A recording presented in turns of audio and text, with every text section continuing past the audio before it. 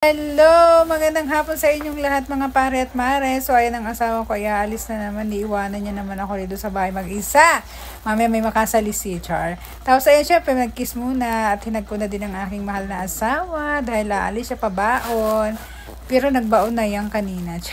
So ayun ang pinakain ko muna yan bago siya umalis para busog at may laman ang tiyan.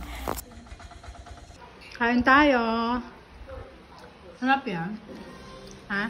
Sarap? Hindi na mapagsalita. Sarap. So, ayan po ang kain namin ngayon. Diet tayo for today's video. Yan. Ganyan na lang ang pagkain natin.